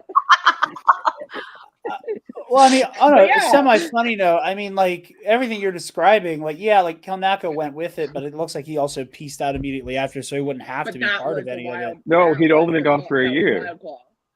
Remember, he was only gone for a year. Right. That's weird. Right? Yeah, that's the one thing. Like, I'm excited to go back and watch these. Like, probably not binge all 8 episodes at the same time, but close to it. Coward. Let's watch them together. Who's got the time? It's the time. Kind of time. But no, but honestly, the capitalist society. I have all the time. I will make time in my schedule. We just watch the episodes with him in it. Yeah, like No, but like what you're describing is that like one meme from The Boys, the sexy Or- beach episode. with like where everybody's like where Homelander's yelling at the Seven, and it's like you have all been sloppy, erratic, undisciplined, except you, Blackmore. You've been doing good. It's literally just Indara Low-key, over Indara, Homelander yeah. at everybody except for you, Kelnaka. You've been doing pretty good. You were doing pretty good. You did, Yeah, but that's yeah, the thing yeah, though, yeah. is that with the witch's magic, it does seem there is an active consent that allows them to enter your mind. Well, I mean, I it's a don't know way because OSHA got Well, in we don't know what they Kamir's did mind, to But that was Kamaka. because Kamir was trying to help her. Yeah, I mean, He it is wanted a to get that willingness. helmet off. It is a Else, willingness he entered thing. that space, and the moment that he was like committed to entering that, that's when his eyes went black. See, I don't know if he meant to. I think she forced her way in. But that's the thing, is that I don't think any of them mean for this to happen when they're like, I think it's like one of those situations where it's like if you leave a cracked window open at night and a raccoon gets in your house. That moment You in didn't mean particular, for the though, I raccoon to come saw it in. way more as But he's sure in here now. he felt the darkness on her and was actually, that was the only time that I think I've seen him look actually genuinely scared. Yeah. Because that's his wife. Like realizing what she could do. And because he immediately offered to train her because he like somebody has to control that, right? Like someone has to keep that in check. Know what the depth of her power is, and now he realizes what it is. Yeah, Someone needs to control that. I think the open window metaphor is a good one because I think in the case of Turbo, you have a Padawan who is nowhere near as well psychically fortified as the two Jedi Masters in but he also wants out. High Up Jedi Knight. He wants out, but again, he's easy pickings of that bunch and his guards down. You know, it's one of those moments where like you don't go into that room expecting to have your mind probed. So like there's that. Also, there's that element of he just wants to go home. And that's what she picked up on. And that she planted that of like he's gonna get the fuck off this planet and he's gonna go for it, not realizing that his way off that planet was gonna be her kids. Absolutely. And again, I think in the case of Kymir as well, I think that it was like he opened himself up in the Force to try to feel what was going on with her. And in doing so, kind of like how like Rey's able to get in Kylo's mind in The Force Awakens, where like you opened that door thinking you were the only one who could walk through it. Yeah. And OSHA, like, because of like the sensory deprivation is channeling her power in the Force so precisely for the first time in a very long time that it's just coming out like a fucking pressure hose. But yeah, Buck, give your final thoughts because I know you have to go, and then we're also going to bring this home too as well. All right, I'm going to say I've loved this show. I'm very excited for whatever the next iteration or season or whatever is going to happen because there's no way. This show has had a lot of viewership, a lot of buzz. Everyone's been talking about it. Even if they want to talk shit about it, they've been talking about it. And that's all Disney cares about. They see how much the show is being talked about. They don't care if it's positive or negative. Engagement is engagement. People are talking about the show. All right. So season two is going to happen. I love it. I'm excited. Kymir, OSHA, I'm starting to ship it. I hate that I do, but I'm not into too many straight ships, but I'm there. They have a chemistry. I think it's probably one of the most Star Wars shows stories we've gotten since The Last Jedi, and I think that is interesting. If you can find me, Highball 2814 on everywhere except for Twitter because it got banned, so you can find me there at the Buy Republic. You can find me on EC. We got an episode coming up in 2 days, dropping on Thursday. Indeed. Our team's number one contender match dropping on Thursday. I'll plug it later. And then we're trying to film our next one right after that, hopefully the next week or two. But for those of you who are former fans, former Steam Queens, I would watch social media for the next couple of days because I know a certain Mr. Barry is trying to do a Pink Milk After Dark type thing on Friday. So if you guys are fans of that, keep your eyes on social media. Good stuff. I didn't let that leak here. Just don't tell Brian I let that No, leak. no, Nerd no. Academy exclusive. Pink Open. Leaked what? Leaked what? I don't know yet. Leaked what? But yeah, so I just like watch how me social and Eli media. are like, we'll never tell a soul, and Jared's like, plug. Go to nerdacademypodcast.com, nerdacademypodcast.com. I love you all. This has been fun. May the force be with us all. Bye, Buck. For life, Buck. Like I said, I'm gonna try to bring this one home because it's getting late for everybody here but Eli. Because everybody but Eli is within like a 3-mile radius of each other. So we were very much in the same time zone. Yeah, we're like, oh my god, you guys want to like catch breakfast tomorrow? Eli, thoughts on the show? Final words, pluggables. No, it was a great show. I loved being able to. I've seen people talk about this, and I think it's very true. It's not just such a great show to watch, which of course it is. It's also just a great show to discuss. I think some of the discussions that I've had, that I've seen people have, shout outs to the people, shout outs always to the Damons on Star Wars Explained, who have these very rich and thoughtful conversations, to Knapsack, Scrimshaw, and Landa at Force Center. Always have the best conversation. I think this show has fostered some fantastic conversations, and I very much include the ones I've had on these after shows. I've been lucky enough to be here every week. Thanks, Jarod, for having me on every week and basically allowing me to weasel my way into becoming the unofficial co-host of the show. Should I do my plugs now, or should I? Pluggables, plug them. Yeah, sure. You can find me you can find me everywhere by going to my link tree, linktr.ee/_OGFan327. As Buck talked about, Epic Confrontations is returning on Thursday. We have our first ever number one contender match for teams, Delusions of Grandeur versus Tommy Two Horns, being followed shortly up by Buck O'Brien versus Scotty Holiday. Another match I'm very excited about. And on Star Wars in the Galaxy, the podcast that I run with my friend Jacob, we are currently finishing our season on Jedi Survivor, and then doing a few special episodes called A Theme Between Themes that we've been continuing, that we started a few years ago, and that I'm going to continue for a few episodes this summer. That I pointed out that this guy right over here is going to be on for one episode. Is that What'd you say, honey? Is that my op? Me? Am I your op? That guy. Who's ops? Why would Eli be ops? Is that Palpatine? Oh yeah, that is Palpatine. Oh yeah. But that's the cover of Dark Plagueis now. But anyway, but I will just say, Jarod, I'm very excited to record him. He's not going to be the first one on. I will say who the first one on is. Friend of both of our shows, somebody who actually Jarod introduced me to, will be the wonderful Brooke B. Dazzler. Will be our first Theme Between Themes guest. We are going to be recording this weekend. I already got her picks for what we're gonna watch. I'm very excited about it. So yeah. Well, I'll give a little sizzle about mine. I got the idea, and Eli was like, "Please God, don't do it." And I said, "No, motherfucker, you can't stop." Listen. I don't try to big dick people when it comes to doing shows. I really try not to do that and pull rank.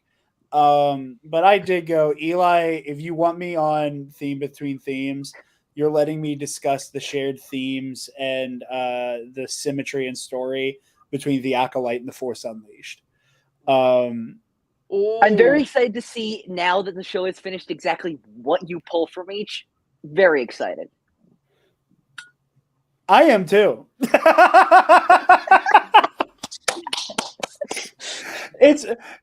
One could say I got the idea and then decided I would do some bullshit to fill it in. I'm very, very, very excited to do Theme Between Themes. And we circle back to Jarod talking out of his ass. Yes, we have. And when it comes to Star Wars, I can make really good shit up on the fly.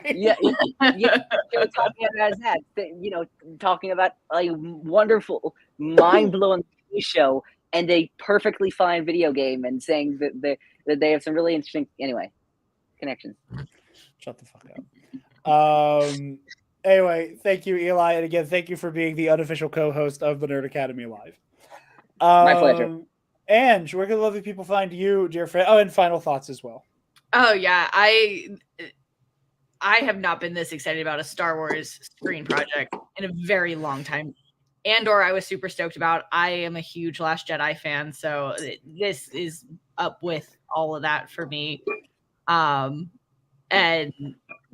I just am so excited to see High Republic getting more attention and more love, and I hope it directs people back to some of the books there, because I have to.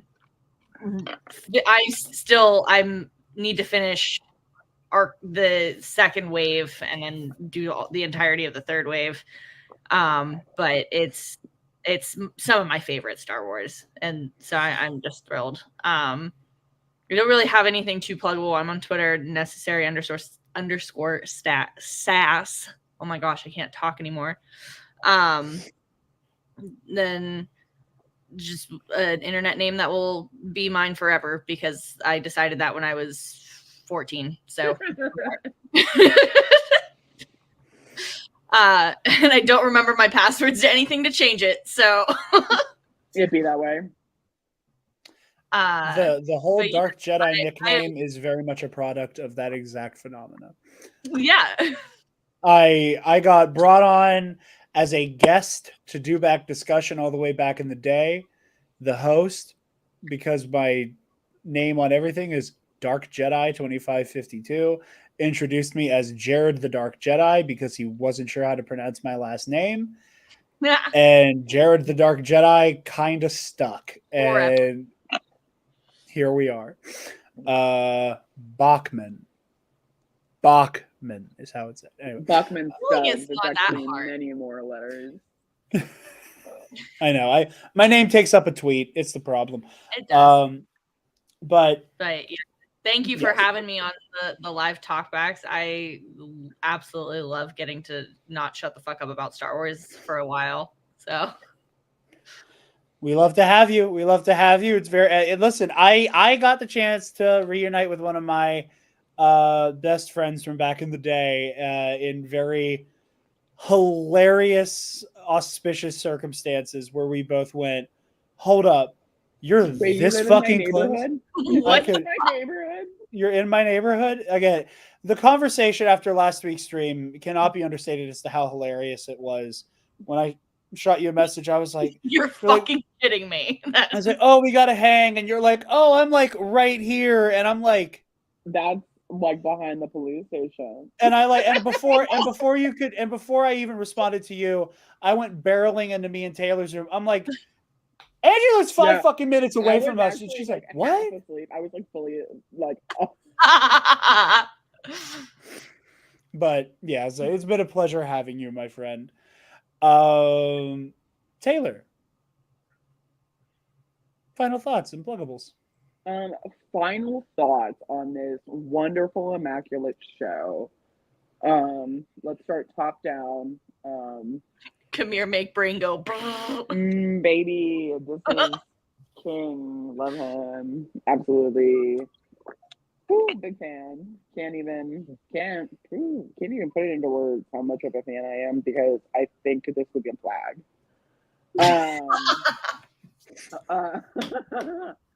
Soul Patrol, I love. That's my boy. That's congratulations, honey. You did the magic trick of making me play this clip twice in one episode. Maybe I'll walk out of here tomorrow and you never see me again. That's really what I want to do. Oh no. I'm sorry. I have a love and a thirst that cannot be quenched. This is Taylor every time Chimere shows up. All right, ladies and gentlemen.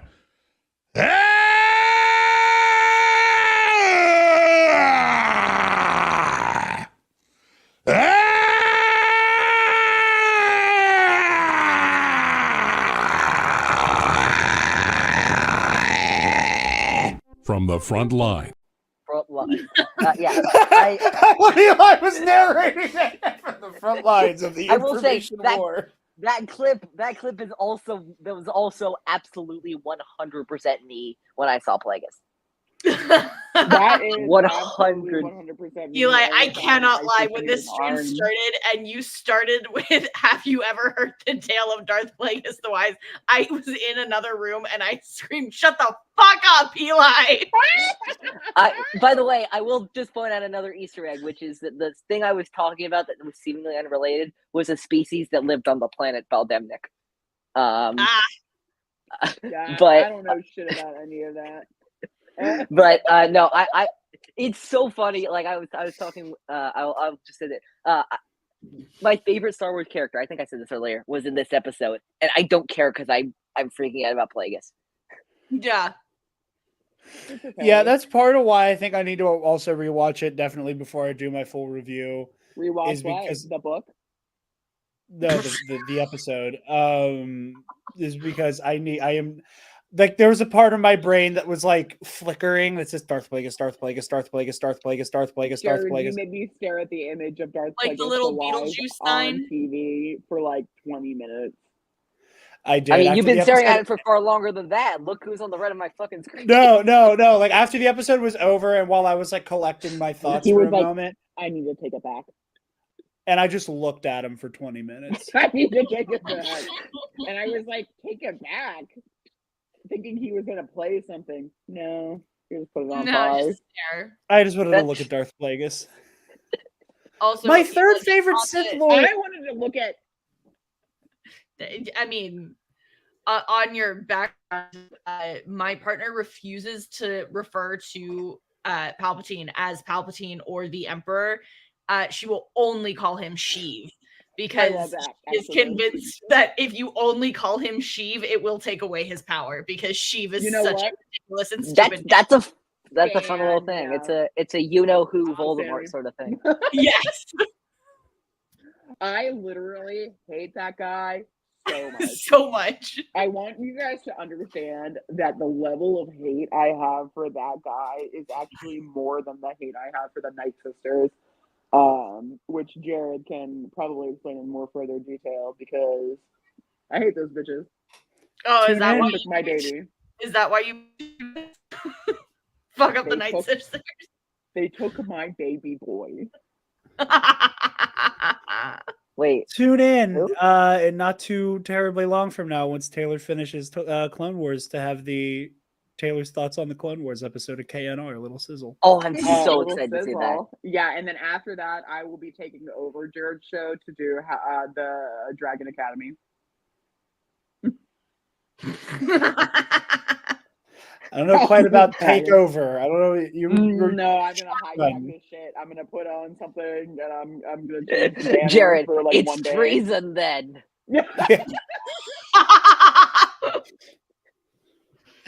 Master Tin, you're the telepath. Tell them what I'm thinking. Tell them what I'm thinking right now.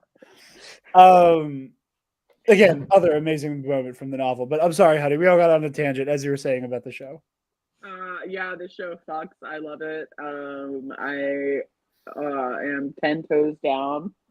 I hate that green bitch. She's a snake, and I knew it ever since I saw her. Sorry for anybody who actually read anything. I didn't do any previous research, and I only know her from this. And the moment I saw her, I was like, "That bitch is a snake. I don't trust her." See, I'm so proud of you, honey, because in the same show, you realize that you found a character who you love for their Jedi-hood, and then also realize that there's an old ass green motherfucker who you don't trust worth a fucking damn to do the right fucking thing at any moment. Yeah, and we had a moment where both of the green meanies that we hate so deeply shared a moment of screen time where you and I both got to unite, and in concert, just go, "Fuck them!" I literally when I first watched Star Wars, I actually first watched it all when I was a baby. Well, I was dog sitting for somebody in like early high school, maybe late middle, So it was my dad didn't like Star Wars. He was never into Star Wars. I showed my dad Star Wars, and he refused to watch Return of the Jedi because they had Leia in that slave outfit. and he was like, I don't consent to this. She shouldn't wear that. She is a proud woman and she should not be in that outfit. And I was like, when did you get like super woke? He was like, yeah. But ever since then, I never really fundamentally cared for any of the Jedi, and I hated Yoda because that guy died instead of telling Luke the truth. He was like, is he my father? And Yoda was like, bye. I'm dead. He was like, actually, I died. I think, Eli, what you've come to realize is that Yoda is not safe in Pittsburgh. He ain't. Yeah, it's fucking on site, dude. Just a bit of I will take context. Let me tell you I don't right know now. if Jarod remembers, but a while ago, to the river. But Jarod sent a tweet like this was like a few months ago where he was like, the woke mob doesn't want you to believe that doesn't wants you to think that Yoda won the fight against, I forget, I think it was would win against Vader. That's what it was. Yeah, the woke mob doesn't want you to believe that Yoda would be able to beat Darth Vader. Yeah, and so I've decided I'm going to like do what like Gavin Newsom do. Extreme MAGA Republicans want to push their agenda.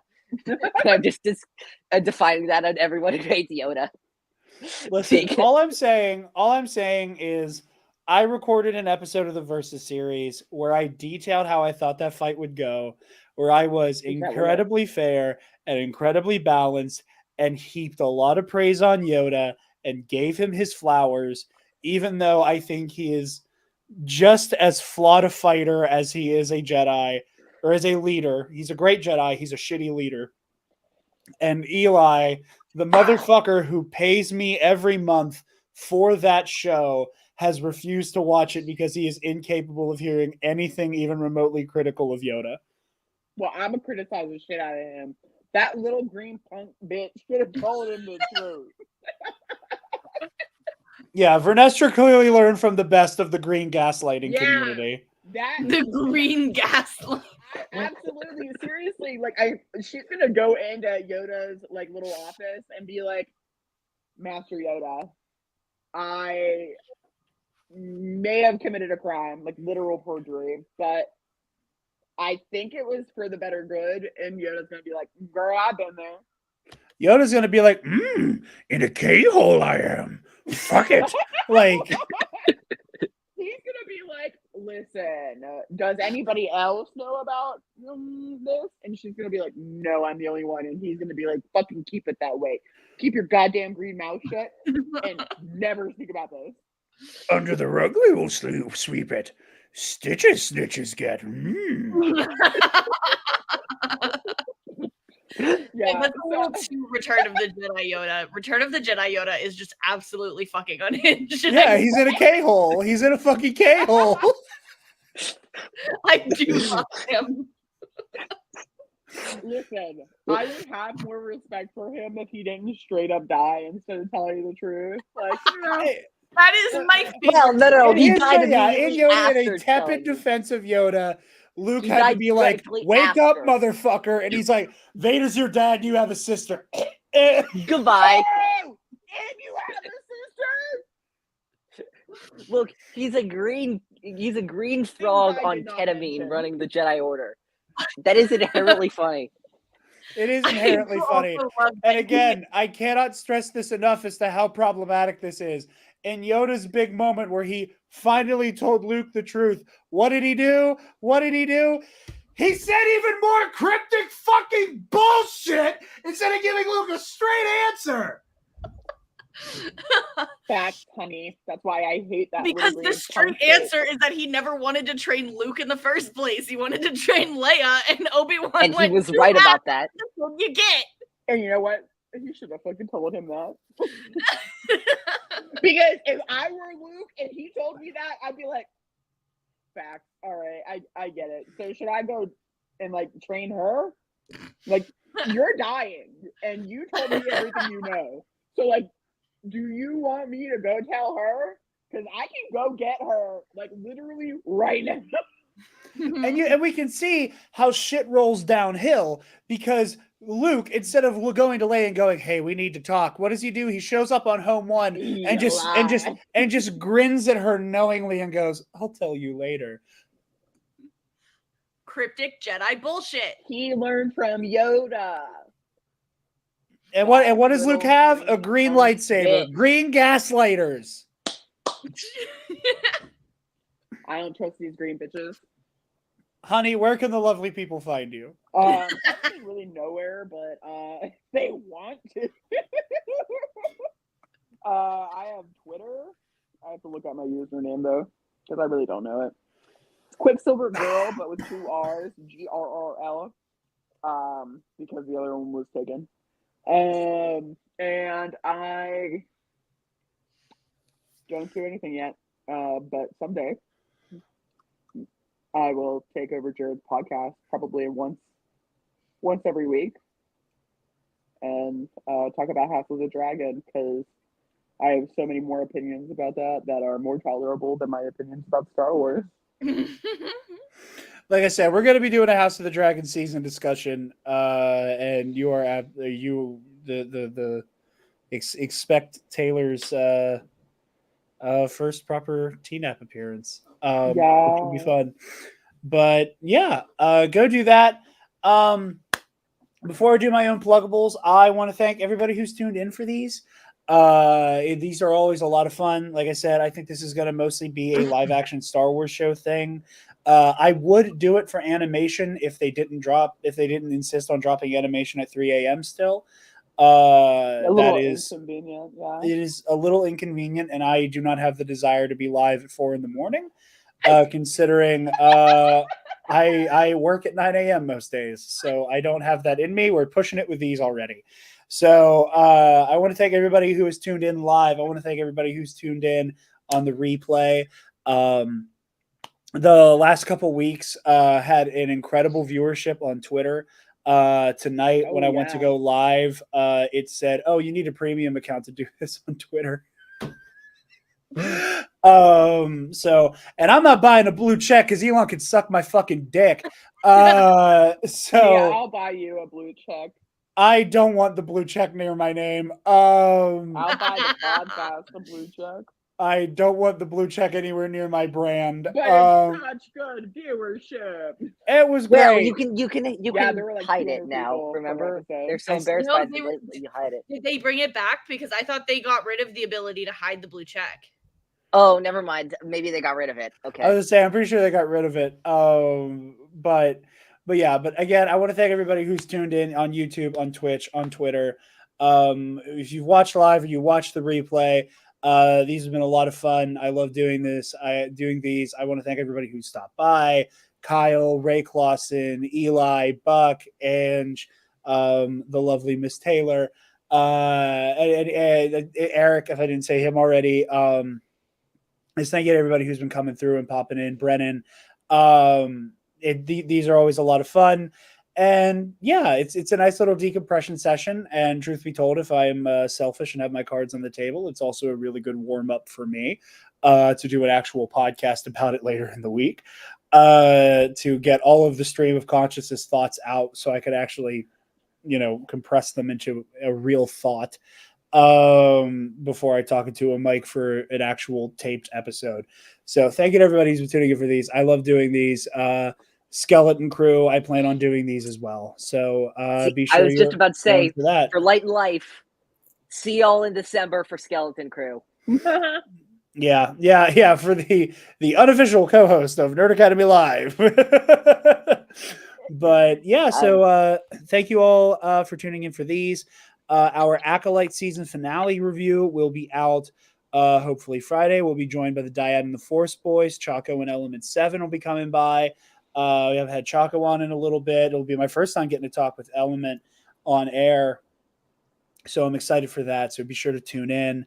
As far as other pluggables go, Pro and Noob on the Mitch692 YouTube channel, where he's taking me episode by episode through Neon Genesis Evangelion. Those episodes drop on Fridays. We weren't able to tape one this week, so hopefully next week we'll be recording the season 2 finale for Ionized Bastards. Things are going to come to a head. I get a lightsaber duel. Michael is now gaslighting me into thinking salvage might be involved, so I might be getting jumped. Which, if there's any way for me to go out, it's getting jumped. But I've earned it. I've talked enough shit for it. So Ionized Bastards on the All Remaining Systems YouTube channel. Obviously, Epic Confrontations. Eli plugged that very well earlier. And you can find the Nerd Academy podcast wherever you get podcasts, on YouTube and on all social media. So thank you to everybody who has tuned in. And I just need to say, as a final word, Leslie Headland. This motherfucker don't miss. No, he's fucking good. That motherfucker don't miss, man. He's good. In the heat of battle, he don't miss. No. In the heat of controversy, he don't miss. No. We are honored that you have joined us. May the force be with you, and for light and life. And life. Stop! Move away from the cookie jar!